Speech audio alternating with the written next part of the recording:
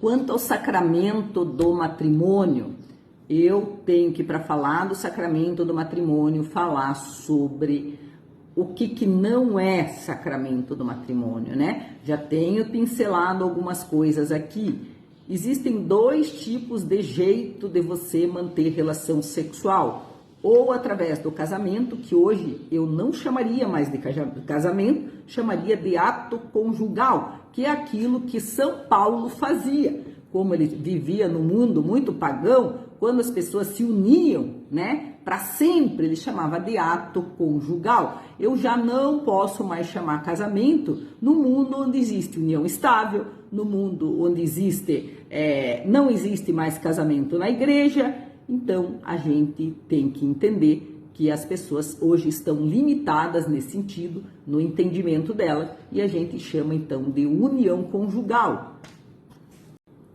Como os pensamentos de Deus não são os nossos, eu acho que Deus não vai me julgar, porque eu também sou médica, eu entendo, como os padres, como os bispos, a situação do mundo atual. Então, eu já não falaria mais em casamento na igreja, onde a igreja te casa para sempre. A minha filha, como eu e os pais dele, do noivo, eram separados e eu tinha anulado um casamento e ela tinha 19 anos, eu orientei para ela casar no civil e agora, 10 anos depois de casada, os dois se uniram em matrimônio na Santa Igreja Católica até que a morte os separe. Por quê? Por que a gente fala isso? Porque os discípulos, quando Jesus falou que o homem tinha que se unir à mulher para sempre e ficar com ela, ele disse, se essa é a condição, os discípulos, do homem em relação à mulher, é melhor não casar. Este era o pensamento do mundo. Então, gente, eu sempre falo que Jesus conta o pensamento dele, mas ele conta também o pensamento do mundo. Então, nós temos aí um pensamento de Jesus que diz, se una para sempre, o que Deus uniu, o homem não separa. Este é o teu objetivo, você se unir para sempre, com pureza, com castidade. Mas, gente, tá impossível isso hoje em dia, a sexualidade tá um apelo, todo mundo acha que é certo você se separar e casar de novo, todo mundo acha certo você transar antes de casar. Então, como que a gente vai estar condenando o mundo com as coisas que a gente fala? A gente vai ficar falando sozinho, né? Eu e Jesus só. Os apóstolos, então, falaram. O Pedro falou, nossa, essa é a condição do homem em relação à mulher. Eles entenderam, é melhor não casar. Quando eu falo para o meu filho, o mais velho, Rafael, você tem que casar já. Ele disse, essa é a condição do homem, é melhor. Então, não é que ele quer ficar solteiro, gente. Ele é muito bom, só que as pessoas hoje não querem mais entender essa história dos homens antigos, que eles tinham que casar com a mulher, que a mulher era virgem. A mulher não tem mais virgindade. Aos 13 anos eu atendo menina lá que perde a virgindade. Então, que conversa nós vamos ter com você, menina? Que conversa nós vamos ter com você que já perdeu sua virgindade e quer se casar? Que conversa eu vou ter com você? Que conversa eu teria comigo, que me casei 2 vezes e não deu certo, né? Então, esta é a conversa que nós temos que ter com a mulher e com o homem atual, entenderam? Então, Deus, no coração dele, quer proteger a mulher. Já explico o porquê. Ele quer proteger a mulher. Então, ele dá uma ordem. E a ordem é para o homem. Case, se junte, fique para sempre. Não, essa ordem não é para a mulher. E aí está o X da questão. Hoje em dia, as pessoas pensam que homem e mulher é uma coisa só, que tem o mesmo pensamento, o mesmo sentimento. Mentira! A mulher que quer, eu não ligo, eu vou ficar transando que nem homem transa, não fica feliz. Ela não tá bem, ela tá em pecado, ela tá se sentindo mal, ela tá em pecado mortal, ela não vai se salvar. Então, o que o homem, que a mulher tem que fazer? O homem tem que entender que ele tem que respeitar a mulher, que a mulher é frágil, que a mulher é puta mesmo. Eles chamam mulher de puta, todos chamam. Chamam mesmo, chamam todas as mulheres, e todas são mesmo. Eu não tô chamando a mulherada de sem vergonha, de puta, mas eu sei. Meu pai sempre dizia, não existe mulher que não vai para a cama, existe mulher que é mal cantada.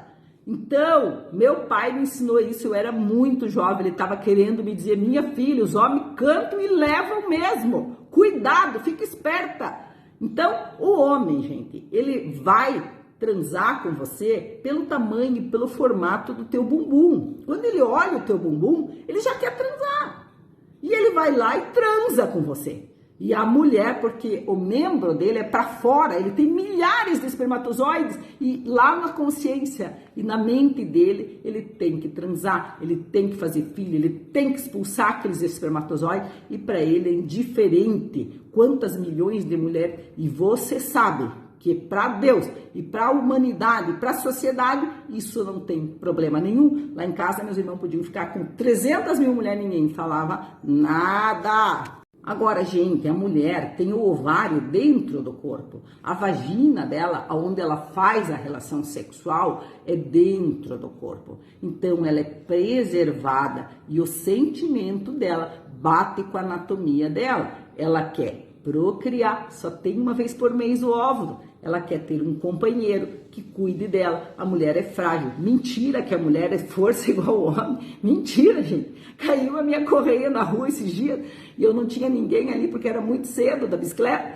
Eu tive que voltar e a pé, voltar lá, tinha um motoristinha de caminhão ali que me ajudou a colocar a correia na bicicleta. Sem ele eu não conseguiria. Porque não, eu sou médica, eu sou oftalmologista, mas eu não opero, porque eu sou mulher, meu sentimento não permite que eu opere. Eu não consigo cortar um olho e ficar saindo aquela coisa arada lá de dentro, eu fico nervosa, eu tenho vontade de vomitar. O que eu quero dizer para você é que a mulher, anatomicamente, é diferente do homem. Ela foi feita para o homem. A mulher é do homem e o homem é de Deus. A mulher é do homem e o homem é de Deus. E o que o homem faz? Ele não olha para cima, ele olha para a mulher, abusa da mulher, na verdade, quando ele transa com você, que ele não é o teu marido, ele dá filho para você, ele abusa de você, mas ele lá no fundo pensa, eu sou um vagabundo e ela também é. Então o que ele faz? Ele te larga lambuzada, engravidada e vai embora. E quem se lasca é a mulher que tem sentimento, que tem amor, que quer ter um companheiro, que quer casar, que quer ser mãe, que quer cuidar do nenê. Homem não cuida de nenê, só o meu, mas o meu é especial. Então, gente, homem não tem esse talento para cuidar da casa, cozinhar, cuidar de bebê. Só quem tem este talento é a mulher. Mulher tem talento para trabalhar? Tem, gente. Homem, ele foi feito antes da mulher. Ele é grosseiro, tosco, ele é caçador. O homem foi feito para ir atrás da comida e só. Então ele olha assim, vê a caça e caça. Ele foi feito para isso. Ele não consegue fazer mais do que caçar. E a mulher foi feita para servir o homem, os filhos, a casa. E também ela pode caçar e trabalhar, se ela tiver esse talento. Mulher tem 7, 8 talentos e homem tem 1. Então você tem que entender estas diferenças. Primeiro, homem olha a bunda e quer transar, mulher quer casar. Então você vai achando que o cara quer casar com você e ele está pensando em transar com você. Entendeu? Então entenda, eu tô te falando isso porque eu tive uma situação onde que um rapaz pediu a minha filha em casamento e ela achou que era verdade e ele queria transar com ela. Quando ele viu que não dava, ele deu um fora nela. Então, mulher, pense sempre em Maria, né? Para mim, ajudou muito pensar em Maria, não nas minhas amigas. Eu pensava em Maria nas minhas mães, nas minhas avós, no jeito que elas eram, casaram virgem, tiveram um marido só, ficaram uns 30, 40 anos com o mesmo marido, né? Então era nisso que eu pensava, em Maria, quando eu quis me casar. Antes que eu não era de oração, eu não pensava em nada. Meu marido queria transar comigo, eu transava bastante, até que ele se enjoou de mim, porque ele não era de verdade. Ele quis outra, e outra, e outra, e outra, e outra. Porque o homem, quando ele não é cristão, quando ele não entende que ele vem de Deus, é para Deus e é para formar um casamento, e é ele que forma, no 10º mandamento diz, não cobice a mulher do próximo. Não é para a mulher esse mandamento, é para o homem, porque quem cobiça, quem tem o desejo de fazer isso é o homem, não é a mulher. Mulher não tem desejo de ficar transando por aí. Então, a mulher, ela tem que entender que existe gente sem vergonha, que quer só se aproveitar dela, aquilo que meu pai falava. Depois que ela transa, ela perde a vergonha, ela fica sem vergonha, começa a transar com um monte de gente, que é o que está acontecendo. Se isso aconteceu com você, você tem que se converter, como diz na carta de São Paulo hoje, pedir perdão enquanto Deus pode ser encontrado, se converter e não fazer mais isso. E o homem, gente, o homem tem que querer casar com a mulher. Se ele não quer casar com a mulher, ele está errado, ele não pode só se aproveitar, só transar com a mulher, entendeu? Não pode, ficar muito prático isso. Ele não paga nada, ele transa com a mulher, ele só usa. E a mulher não pode se deixar ser usada, ela não pode pagar pro cara para ele transar com ela. Isso é uma inversão de papéis. A mulher não pode pagar para o cara transar com ela ou pagar para ele ficar homem de verdade, é o cabeça, ele paga as contas, a mulher é o corpo do homem. Até fala que a mulher não deve falar de Deus sem a cabeça estar coberta, porque a mulher não é digna, a mulher não é digna, a mulher é inferior em dignidade, por isso que Jesus teve 12 apóstolos, só tem padre homem, graças a Deus. Mulher não pode, mulher já vai lá, já faz fofoca, já transa com um monte de homem, já vai ficar sem vergonha lá no padre, entendeu? Então, Jesus não confia muito em mulher, Jesus confia no homem. Então, tudo que você tem que fazer, você tem que pedir pro teu cabeça, pro teu marido. Eu tremo aqui quando eu falo besteira e meu marido me chama atenção, eu fico morrendo de medo. E ele tem razão. E até vou fazer uma retratação, esses dias ele falou que eu falei aqui que o Padre Jonas estava numa casa bonita. O Padre Jonas está falecido, ele está no céu. Então ele me chamou a atenção, eu fico roxa só de lembrar. Falei, será que eu falei alguma coisa errada? Eu coloco todos os vídeos para que ele... Então o que fica do sacramento do matrimônio hoje é que a união conjugal é o que importa, é o coração dos dois, né? Não é a igreja evangélica, a igreja católica, teu pai e tua mãe são muito importantes para te darem a bênção, o pai e a mãe do casal. Não namore escondido dos teus pais pelo 4º mandamento, que os pais te abençoem, os irmãos, a família, para não dar problema depois com a família. E então, se quer ter relação, não importa se é 3 dias depois de você orar, se é 1 ano, 2 anos. Eles, a igreja, prega que você tem que ficar 10 anos conhecendo a pessoa. Mas quando eu nasço numa família, eu nasço naquele mesmo dia numa família que eu nem conheço e eu tenho que amar. Então, isso não é bem assim, você é obrigado. Claro que você tem que ter uma noção, já conhecer a pessoa, saber os frutos dela, se ela é católica, se ela segue a Deus, mas em geral, não importa se é 3 dias, se é 3 anos. Eu digo, como diz São Paulo, né? Se livre das relações sexuais ilícitas, se livre, tanto mulher quanto homem. Se você, mulher, já virou sem vergonha, quer ter relação à vontade aí com todo mundo, se livre disso. Isso não é, são os pagãos que fazem isso. Aos homens, mesma coisa. Se você acha chique ficar usando um monte de mulher que nem tua, não é? Pode ser de outro daqui para frente. Você está abusando de alguém de uma forma ilegal, ilícita. Não é legal, isso é pecado, é uma coisa ruim, atrai coisa ruim para você. Ou a união conjugal, a relação sexual, é o último ato do matrimônio, né? Primeiro você conhece, daí você consente, e daí você tem a relação, a bênção dos pais, né? E daí você tem a relação sexual. Mas quando você já tem a relação sexual com a bênção dos pais, você já casou, porque esse é o último ato do matrimônio. Não existe nada errado e você já estar casado sem estar. Então, esses dias eu perguntei várias no meu consultório: a senhora é casada? O que eu quero saber? Se ela tem relação, se ela é promíscua, se eu preciso ver se ela tem um sífilis. Ela falou: não, doutora, não sou casada, sou solteira. Ah, sim, tudo bem. Depois de meia hora ela fala: não, mas eu vivo há 30 anos com homem. Gente, isso é união conjugal. Ela tem filho com homem, ela vive com homem desde 15 anos de idade. Ela é casada, ela tem união conjugal com aquele homem. Ah, não, mas eu não casei no papel, não casei na igreja. Gente, é que nem Jesus fala hoje: o dinheiro é menos importante que a vontade de trabalhar.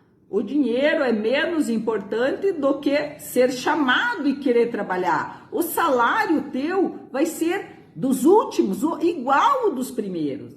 Eu conheço gente que casou, ficou 10 anos sem transar, ficou um ano casado e separou. Não é aí. Resumo, mulher, veja se o homem tem intenção pura de casar. Esses dias eu atendi uma menina de 13 anos com suspeita de gravidez, que estava transando com o namorado de 18. Ele queria casar com ela e como a mãe xingou ela um monte e tudo, ela não queria, ela ficou com raiva do cara. Então quando ela transou com o cara e que ela quase engravidou, ela de 13 anos, ela ficou com ódio do cara. Mas o cara queria ela. Mas eu perguntei para ela, você gosta dele? Foi legal? Ele te respeitou? Ela disse sim, então case. Então case. Qual o problema que ela tem 13 anos? Entendeu? Ela estava com medo porque a mãe condenou um monte, ela é menor de idade, vai morar com a tua mãe, transa com ele lá, casada. Não precisa casar no papel, juntada, união conjugal. Depois vê o que vai acontecer, né? Então o cara quer casar com ela. O cara fez aquilo querendo ela para sempre. 13 anos, gente. Então a gente atende isso. Um beijo. E eu vou colocar para você a música do primeiro amor daquela mulher que se sentiu traída pelo homem. A mulher ama como primeiro amor, mas o homem ama como 1000 amor. Ele não tá nem aí. E ela diz: The winner take it all. La la la la la la. La ra ra ra ra. Ela pensa que ele lembra dela ainda quando a outra beija ele igual ela beijava. Mas ele nem lembra dela, porque ele não tem, gente. Homem não é assim. A mulher que é de amar um só, o homem é de amar 1 milhão. Então, eu vou colocar a música aqui para você analisar a dor de uma mulher que ama um homem que tem 1 milhão. Quando a ordem de Deus é que ele ame uma só. Então, fique esperta.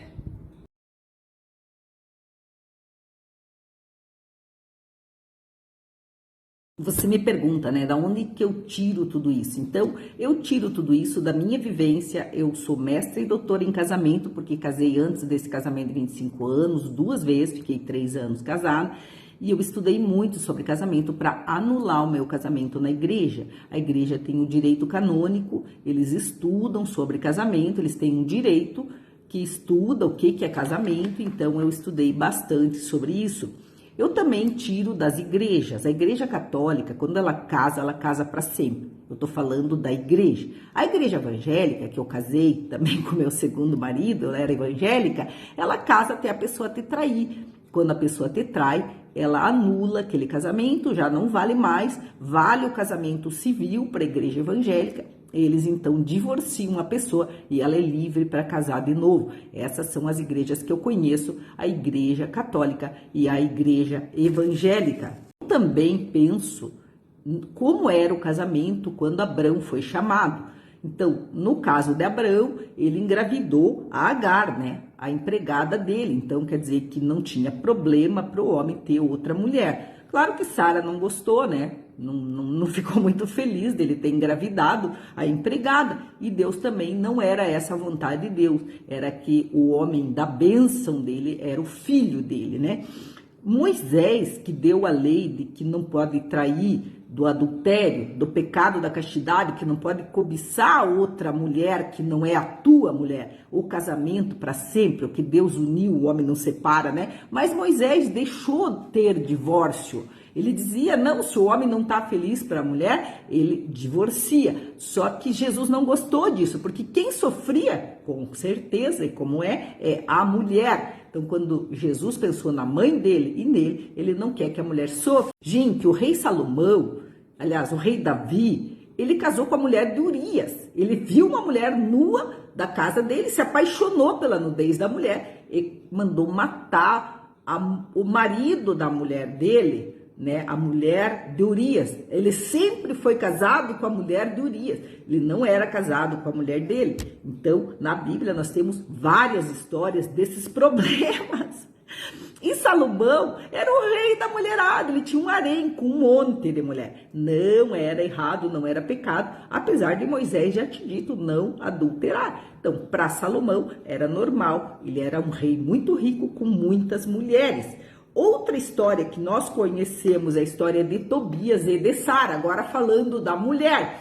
Sara tinha tido 7 maridos E com ela existia um Asmodeu, um demônio que matava os maridos dela antes dela conceber o casamento. Através de Sara e de Tobias, nós vemos que a mulher, sim, é oferecida ao homem, que os dois já são. Ela era esperada para ser de Tobias e ela casava errado, porque ela era mulher, ignorante. E os homens cobiçavam ela, queriam casar com ela e não era para ser daqueles homens. E os homens eram mortos. E então o anjo veio para, junto com Tobias, queimar o fígado, queimar o coração e dar a expulsão do Asmodeu para ela poder casar com Tobias. Mas ela já tinha tido 7 maridos, né? Então não fique preocupado se você já teve 40 mil maridos. E outra história que nós conhecemos é a história da samaritana, onde Jesus encontra a samaritana no poço, pede água e ela não quer dar água para Jesus. Primeiro porque talvez ela era bonita, ela era cobiçada e ela não quis. Ela falou, não, eu sou samaritana e você é judeu, eu não posso dar água para... Jesus fala, né, se você soubesse a água que eu tenho dentro de mim, você me daria água para eu beber. Ele se dizendo o Messias. E ele já fala para ela, vendo que ela era uma mulher que tinha muitos homens, estava ferida, estava machucada, ele diz, traga o teu marido. E ela diz, eu não tenho marido. E ele diz, bem disseste que não tem marido, porque o que estás agora já é o teu 6º marido e não é o teu marido. E ela diz, Senhor, eu quero te seguir, porque ele revela a dor do coração dela. Eu quero te seguir, eu quero te servir, você é o Messias. Ela se converte e ele diz, não, você não pode me seguir, vá para a tua família. Então Jesus, ele é um pouquinho, né, machista nesse sentido, porque ele não poderia ter uma mulher que teve 6 maridos, né? Apesar que mais tarde ele teve Maria Madalena como seguidora dele, que era uma ex-prostituta que ele expulsou um monte de demônios. Então isso não tem nada a ver. Eu tinha muito preconceito até comigo mesmo, porque fui várias vezes tida como uma pessoa de má vida, de má índole, porque eu também, na minha família, não tinha um marido só, a minha irmã tinha, então eu também fui muito mal vista, né? E eu sei o que é isso, eu sei o que isso significa, e por isso eu reconheço em Maria a mãe da pureza, a rainha da paz, e reconheço em Jesus aquele que quer o melhor para as nossas vidas.